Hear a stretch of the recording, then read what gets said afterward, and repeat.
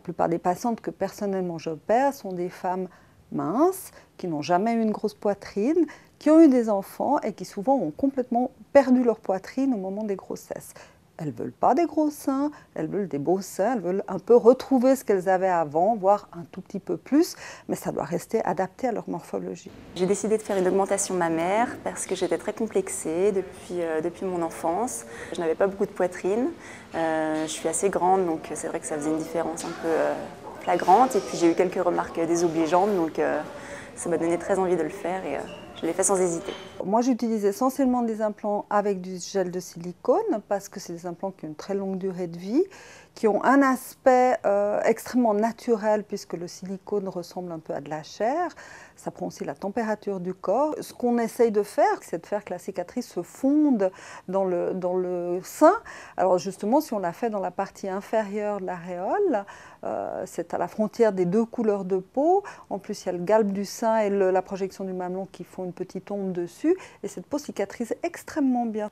Alors qu'à d'autres endroits, si les patientes cicatrisent bien, dans le pli du sein par exemple, on ne la verra pas. Mais si elles ne cicatrisent pas bien, on peut la voir.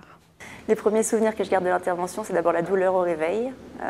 Ça, c'était assez intense pendant quelques jours ensuite, puis après ça s'estompe rapidement. J'avais beaucoup de gêne aussi pour m'habiller toute seule, j'arrivais pas à me mouvoir comme je voulais, j'avais besoin d'aide un peu constamment en fait.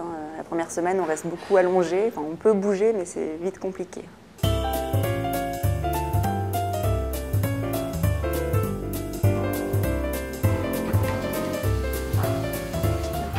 En ce qui me concerne, on va beaucoup voir les patientes les 15 premiers jours parce que c'est une période qui peut être angoissante, qui est assez douloureuse, surtout quand on met les implants derrière le muscle ou en partie derrière le muscle, donc il faut être un peu là, les rassurer.